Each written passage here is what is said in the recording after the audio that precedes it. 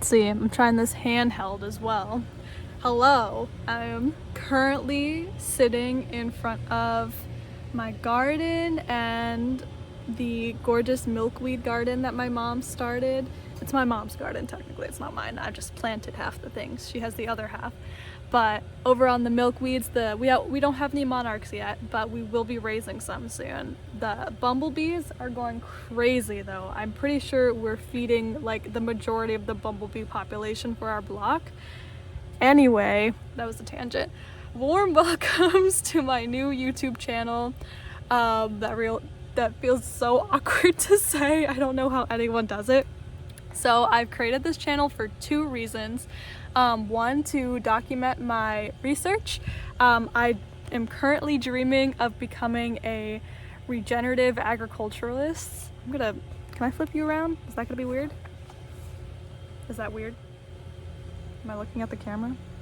I'm not gonna be looking at the camera either way. Flip you back. I'm sure I was upside down for that. Where was I?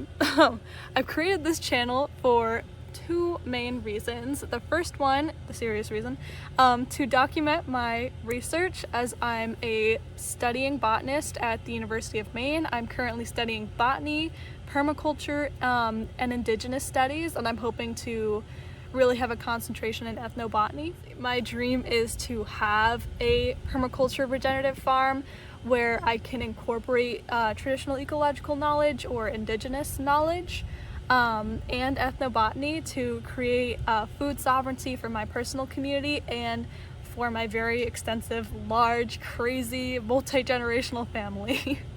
And the second reason is just to mess around, to have fun. I'm a huge knitter and a seamstress, so I'd love to keep progress of what I'm doing and show everyone my different projects, what I'm working on, who I'm inspired by, yarn that I get, all of that good stuff. Yeah, and just be a creative and show me being creative and that I'm not just a, minded human being who's just I'll edit this out, I'm sure. But I've already been doing this for Instagram for a pretty long time, but my research has prompted me, I keep touching my hair, I'm so sorry. My research has prompted me to record this in a fun and entertaining way so that I can look back on it kind of like a diary, and so that anyone else who is interested in the same topics, anyone else who's interested in the same topics of research can look back, my progress is, and see the steps that I took to hopefully get to the place that I will be in the future. That was a weird way to say it, but it's an experiment, yeah. It's just one big experiment. That was a lot of words. So here's a quick gardening montage for you for waiting for all of that. You're welcome.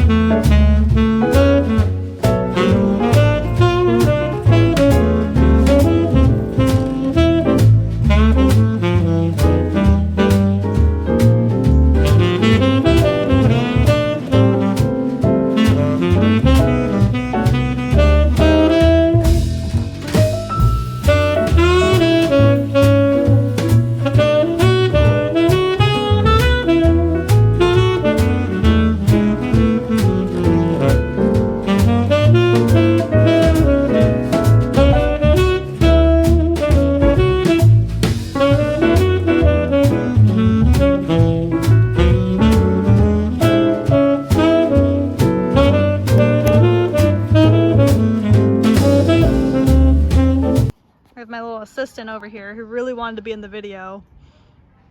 What are you doing, Avery? I am filling the bird feeder. Yeah. Isn't it a pretty one? Yeah. Stay tuned. I'll be braiding her hair later. She really wants the Katara braids from Avatar. Are you done? Can I hang it up? Yeah. Okay, here. I'll give you the camera so you can film me hanging it up. Oh my gosh, what was on my... What is on your hands? There's like dust. Oh, it's from the bird seed. It's called bird seed. She got dust all over my phone. Let's see, how do I do this? It's action. There you go.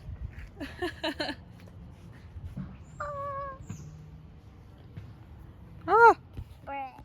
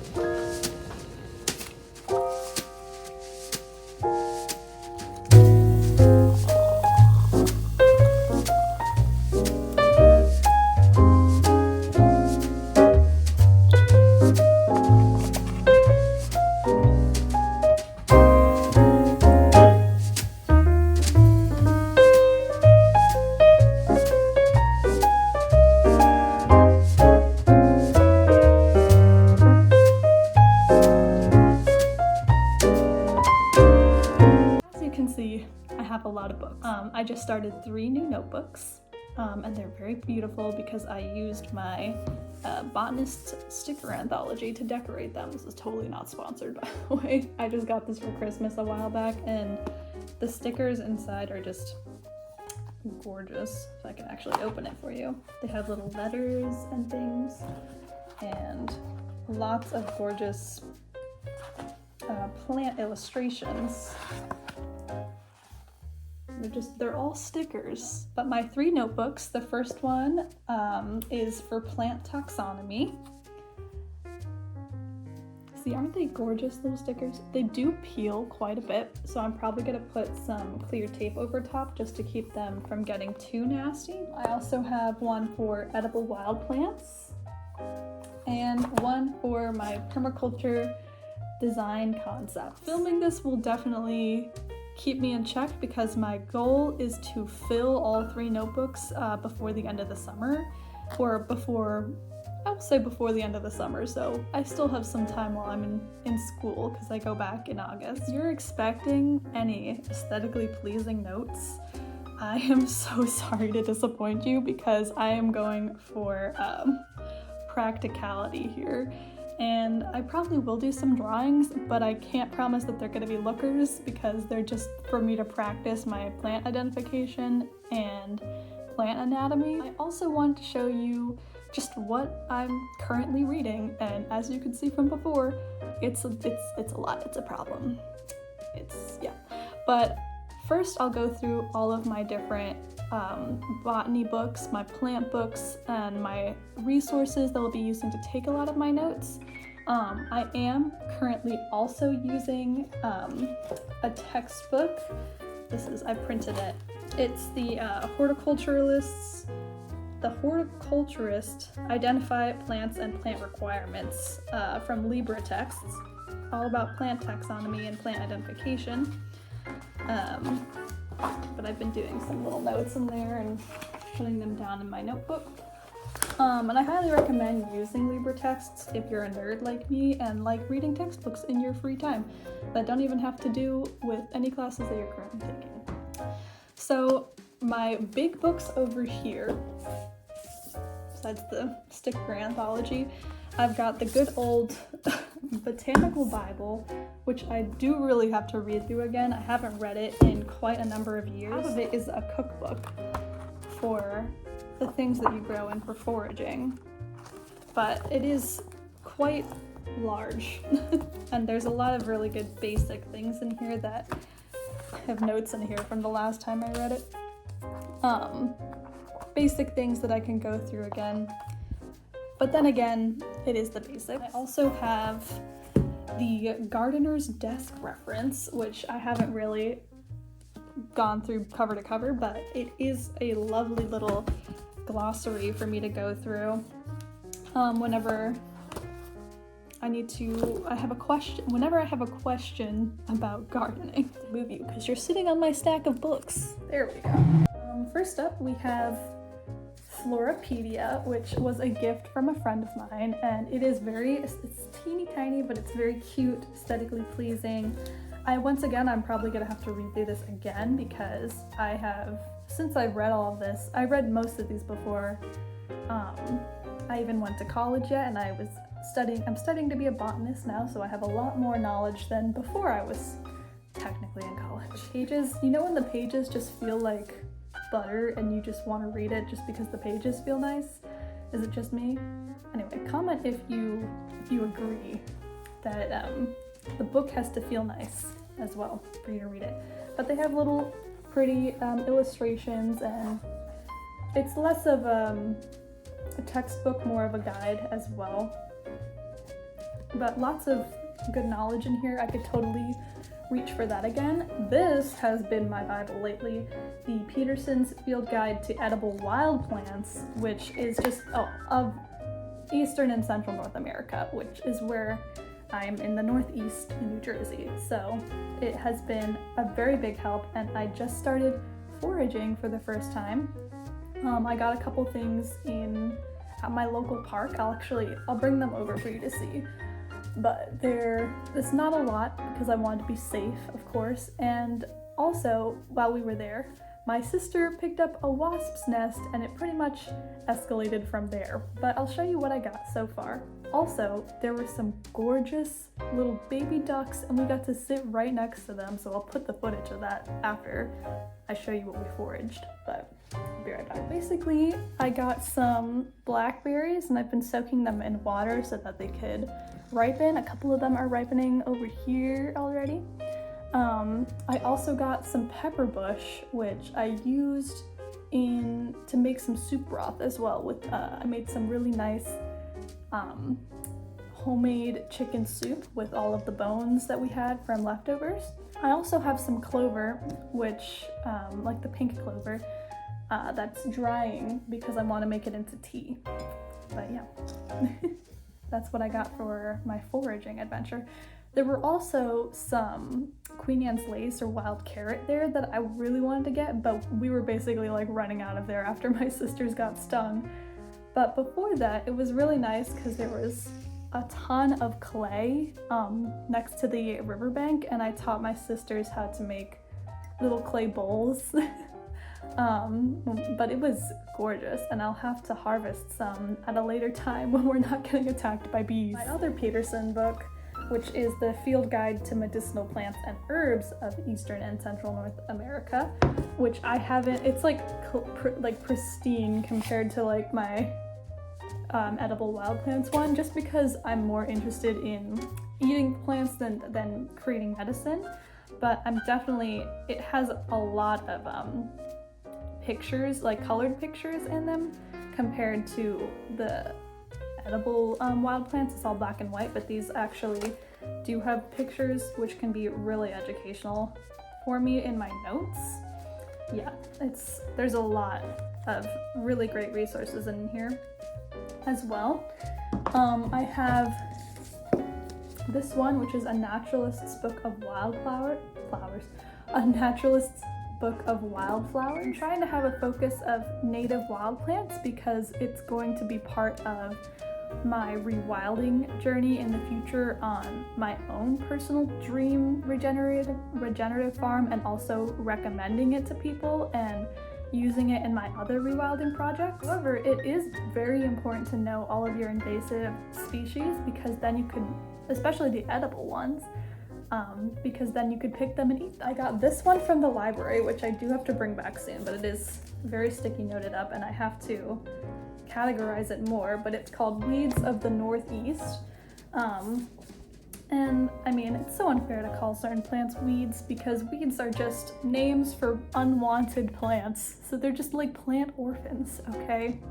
They're just little unwanted plant orphans that I want to give a home. And then this is the final big book. I should have put it with the big books, but it is just the North American Wildlife Guide to 2,000 plants and animals. But yeah, there's a whole bunch of illustrations. They have trees. They have, oh, there's my bookmark. I've been categorizing all of the North American ones because it has it from, I've been categorizing all of the Northeastern American ones because this is just all of North America, and I need it to be more specific for my region's specific needs. Yeah, that's all of my plant books. It's not that much. I have more actually, but those are all the ones that I'm currently reading and currently using in my notes and my studies. Now on to my leisure reads. These are books that I'm reading for personal, everything I'm doing for personal reasons, but these are more of non-related to my research reads. But there's a lot of them are nonfiction. I try to do at least read one nonfiction book and one fiction book at the same time, but I do end up just reading a lot of books at the same time because that's just how my brain works. And I'm sorry for people who need to read one book at a time, but I'm the type who could even go through half of a book and just completely forget about it and put it down and just give it back to the library, even though I'm genuinely enjoying it. There's just so much knowledge and books and stories that I just want to read all of them at the same time, which is not a good idea. But here's one that I just actually finished. This is a nonfiction book. It's Angela Y. Davis's Freedom is a Constant Struggle, Ferguson, Palestine, and the Foundations of the Movement. And it was really a gorgeous read. It's mainly lots of her speeches, and she's such a well-educated speaker and just such an inspiration to me. Yeah, and I also write in books, so I'm so sorry. Not library books, unless with pencil, and I erase it. Actually, I don't. Don't judge me, please. But yeah, I definitely red pen the heck out of this thing. But I put little notes and stuff for lists that I want to research further, which that was a good reminder for me. I'm also currently reading, I started this a while back, but I actually lost it, so I just found it, and now I really need to finish it because it's such a good read. It's Braiding Sweetgrass, which is just fundamental for any environmentalist, literally for anyone who lives on the earth. Read Braiding Sweetgrass. Another book that I want to read that is indigenous based is The Red Deal. I can't remember what the organization is that. I think it's the Red Nation who wrote The Red Deal, and I listened to their podcast, which is also really good. But The Red Deal is kind of like a response to the Green New Deal. And it's just a gorgeous, I have it printed, but I don't have the book, and I want it so bad because I've done a lot of analysis of the Red Deal and the Green Deal in some of my research as well. This is a fiction book that I'm currently reading that is from the library, and it is Cory Doctorow's The Bezel, and I picked it up after I heard an interview of him in one of the podcasts I like, and he was just phenomenal and so intelligent and so well read and researched, and this book has not disappointed at all. I'm probably gonna finish it this week. I'm so close to the end. But I definitely recommend this. It is very factual, but it's fiction, so it's such a immaculate balance of leaning on the characters and also getting fed this information. And it's interesting because the characters are very rich and they're millionaires, And so you're supposed to kind of have this little hatred for them, but they're slowly being radicalized as the book goes on. And I don't want to spoil anything, but it is just fantastic and you should totally read it. This is my current nonfiction book that I'm really pouring my heart and soul into. I'm sorry if I'm moving my hair around a lot. I really need to get my bangs cut because they're right in my eyeballs. But this one's called The Solutions Are Already Here by Peter Gelderloos, and it is Tactics for Ecological Revolution from Below. It's basically a commentary on the world, of course, but it's a commentary on how often creatives and scientists and educators, they all have plans and solutions and things that are already taking place, things that can take place to prevent the climate crisis and prevent ecological collapse. All of that is very well researched. Solutions are very close to home and closely realized already. There's so much preventing that from happening politically, and it's really such a shame that, you know, as I continued my research in college, the more I researched and found out, the more I realized that the only thing stopping us is honestly politics, which is so sad. Anyway, this one was Do Androids Dream of Electric Sheep, which I also got from the library. I got it from my brother because he really likes sci-fi, but I would love to read it as well. It's really short, and I'll have to... It says inspiration for the Blade Runner films, so pick that up if you're interested in that. But also, I've really been interested in solarpunk, and I'm probably going to do a lot of future videos about solarpunk, but this book duology really looked like solarpunk-y, and I really wanted to get into it. It's I don't know which one's first, but I got the two. But one is A Prayer for the Crown Shy. Just look at that art. It is so like solar punk kind of vibes, and this one as well. So they're just gorgeous. I judge a book by its cover, but also I'm gonna judge a book by its cover because it's gorgeous and solar punk looking, and I want to read it. But I'm gonna have to renew these because they're due in a couple of days. Yeah, and that's all the books, and that was a lot. I'm sorry, but those are all the books. And now I have to finish my tea. If you think that's a lot of books, you should also see my wish list because there's not enough room in my house for all of them.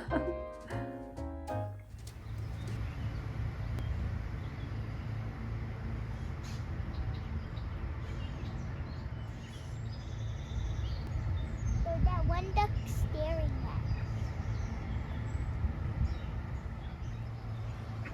You just sit on the bench.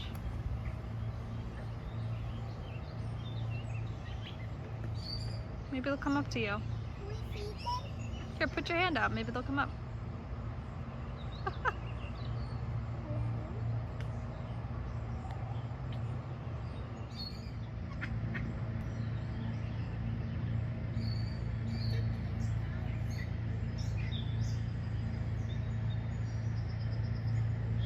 I want to make friends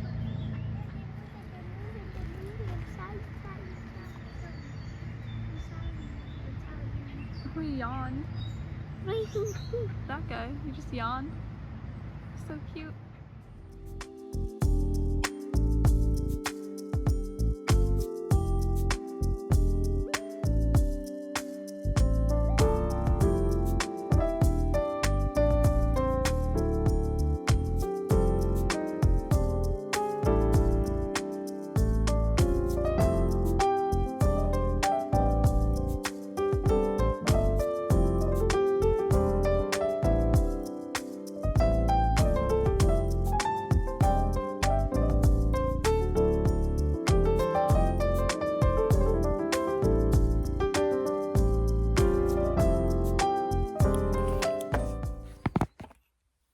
Is that gonna work?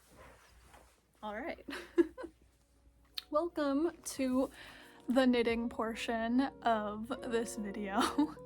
I'm going to show you projects that I finished, my whips or work in progresses, and some new yarn that I got from my grandma, who just did a big cruise trip all around Europe and collected a bunch of yarn. And just pieces that I'm wearing right now that I didn't even realize were knitted, because that's just, it's very common for me to wear knitted items. But first of all, this cowl was made by my grandma, who is just an absolutely fabulous fiber artist, and who worked at a yarn company for a very long time, and now she spends her retirements going on knitting cruises and teaching people how to knit and being a beautiful guide in any knitting group she happens to come across. My past projects, the ones that I just finished from this year, I finished the Harriet bonnet. I'll put the pattern somewhere over here, which was super fast. I did it in like maybe a couple hours in one day. Super easy. Honestly, the hardest part was just making the straps because I was procrastinating, but it was originally going to be for my sister, but I think it's so cute on me, and I'll definitely be wearing this for the cold and unforgiving Maine winters and winds that I deal with during the school year at the University of Maine. It'll be very protective of my ears and just keep my head nice and warm. But it's also super cute. The other thing I finished this year was this cardigan, and I can't remember what the pattern is, but I'll put it here because I definitely adjusted it. It was kind of just a base for me to go off of, but it's a free pattern through Drops Design. And it had an actual pattern, but I just did it in stockinette because I was too lazy. And I think it looks really beautiful like this, but it's this little baby alpaca cardigan. The blue is all baby alpaca, and it's so soft and stretchy and just a beautiful, can't remember, sport weight to work with. Is it sport weight? And then the sleeve part here, this gorgeous variegated, very drapey material was lyocell, which I believe is tree material that I just found in my basement. And it's just so soft, super light, beautiful for the spring, especially the springs in Maine. I'll try it on for you guys, but it's super drapey and so soft. And it's nice for just those like chilly spring mornings. Yeah, I definitely posted this one on my Instagram a bunch because I was super proud. It took like over 40 hours to knit this, and it's my first cardigan. I did my first sweater last year in like the wintering months. I'll put the picture of that here as well, but I was super proud of that. It wasn't even stockinette, there was like an actual pattern and everything, and I just impressed all of my old lady friends in my knitting group, so win. I have about 3 projects that I'm like serious about right now. Serious means I have record of where it is, and I've been knitting on it in the past month, so do with that what you will. My most recent almost finished project is this pie camisole pattern with this really gorgeous honey gold yellow yarn that I've also posted on my Instagram about, because it's so, look how gorgeous that is. It's just like, and it's the softest thing because it's silk, merino, and bamboo viscose, so it's just a dream to work with, and I got it on sale on Etsy. But I made a mistake with this, so I've been procrastinating finishing it. I just have to do the top collar, but it's more cropped than I would have wanted it because I'm making it for my dad's partner Heather. It was her birthday a couple days ago and I wanted to finish it by then, but it was too much and my hands were super cramped because I had been knitting it nonstop. But here's it so far. I could definitely lengthen it, but I mean, I might. It's great for layering, especially in the fall. It's like a gorgeous fall color. The sleeves are very big and open in the side too, so it's probably the best for layering. Let me see if I could try it on for you now, so you could get the vision. But it's a lovely pattern, super duper easy to follow, great for beginners. And it just makes such a cute little top. And you could crop it or not, but here I have to block it. And then you just make the collar part, and that goes all the way around and it connects the two pieces. But I definitely have to make one of these for myself as well and for some of my friends because it was just so easy.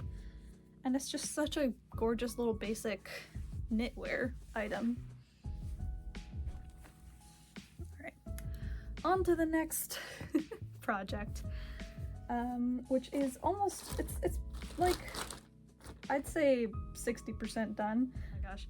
Working with thinner yarn, especially if it's silk or merino, I find doesn't slow me down. A lot of people use thicker yarn so it'll go faster. But I find that when it's so just gorgeous and slippery, it just kind of slides right off the needles, so I'm able to pick up my speed and knit it faster.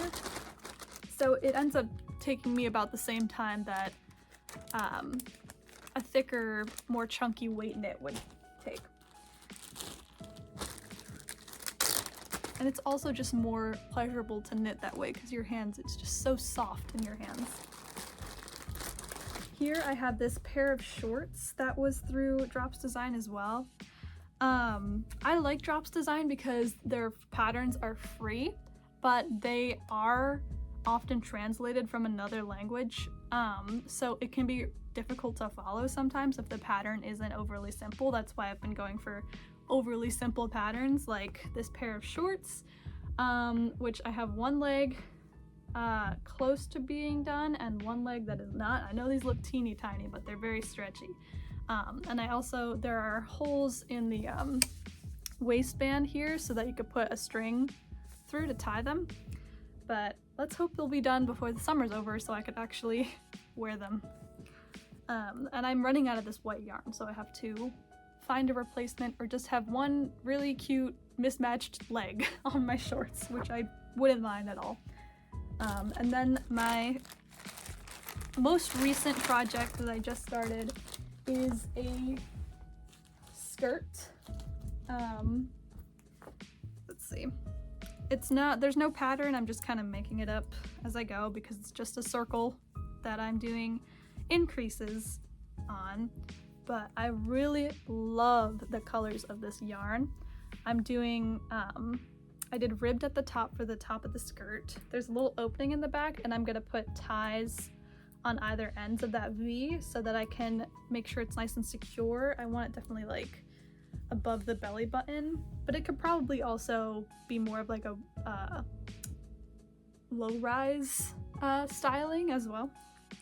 But it's my first time knitting a skirt, which is crazy because they're so simple. They're just like a tube if you really don't want anything too fancy.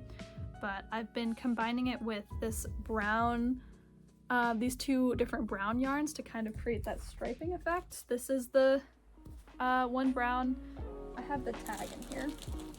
It's Debbie Bliss Bella. There it is. And it's a 50 gram thickness, 85% cotton, 10% silk, and 5% cashmere. I did not even look at the contents of this before I used it. And then this brown yarn this brown yarn I'm using for in the middle stripe here. Really soft. I have no idea what it is. It was just sitting in the yarn stash, ye old yarn stash. And then this is that beautiful variegated green, blue, and tan yarn. I did the ribbing as a single strand because it's pretty stretchy. And then down here, I did it double strand because it matches the thickness of this brown yarn a little more. It's a little thicker cotton. I also am not sure what this green yarn is. I don't think I have a tag for it. I think it was just one of those unlabeled ones in ye old stash. But on to future project ideas. I have to go into my notes to get this one because I don't remember what the patterns are called. All right. For my yarns that I have, there's this brand new hand spun Corriedale and Hint of Bamboo yarn that my grandma got me from Iceland, and it's just absolutely gorgeous. Like, look at that, it's so me. I'm like very crunchy, earthy granola type fashion.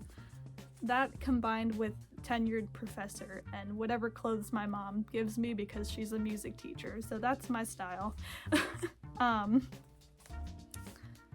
Hippie music teacher professor. But I have 3 skeins of it, so I'm probably gonna make a shirt or something, sweatery, maybe a cropped sweater, maybe another pie camisole. There's so many opportunities for this gorgeous brown yarn, and I have to find the right pattern to go with it. I mean, it really could make a gorgeous skirt. Like, oh. Anyway, I'll put skirt inspiration photos if you can, like, so you can see my vision. And she also got me this silk and wool roving. Like, oh my gosh. And it's so, I haven't even opened it yet. But I just started doing, oh, it's so soft. I just started spinning on the drop spindle a couple months ago. I haven't done it in a while, but this is fantastic for practice so I can have some hand spun yarn.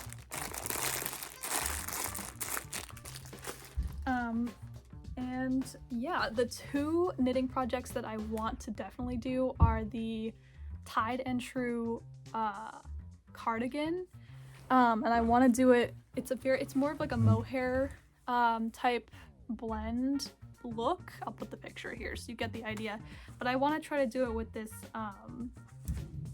cone of wool here and just make the gauge really loose, but I think it'd be really pretty in this color.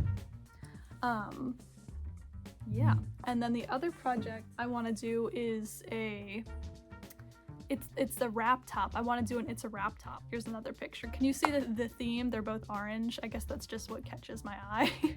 I don't know what it is about that color of orange, but there's a lot of it in my Pinterest board for some reason. I'm not even like, I don't even wear that much orange.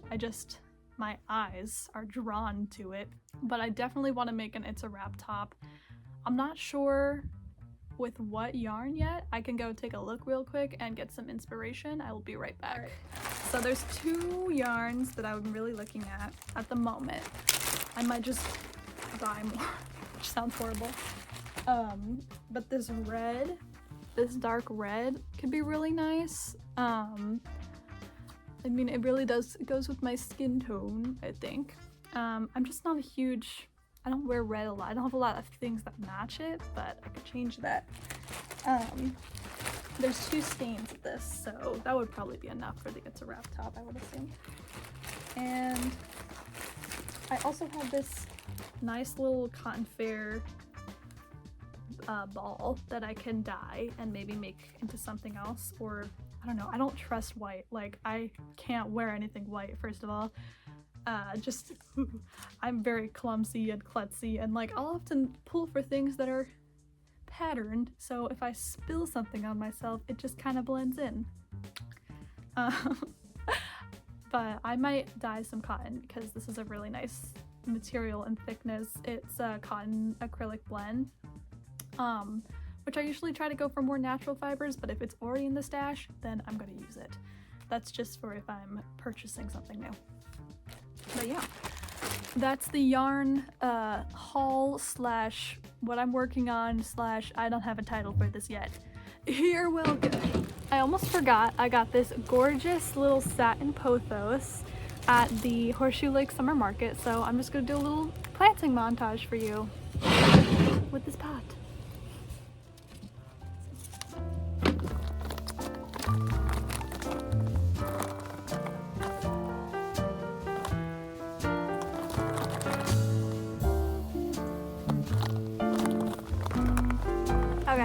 realized that this is not dirt and this is indeed vegetable food, so I'm gonna go get some dirt. Huzzah! Now we have dirt. This is honestly just some from our garden, but look at how rich, oh, well, now you can definitely see it. But look at how rich our garden soil is right now. Like, oh, it is so full of nutrients and matter and good dirt stuff. It has surpassed being dirt. It is now soil. I'll save this little bookmark here. Watch that.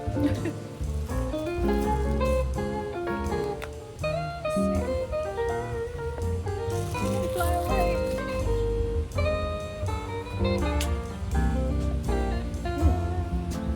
Look at you.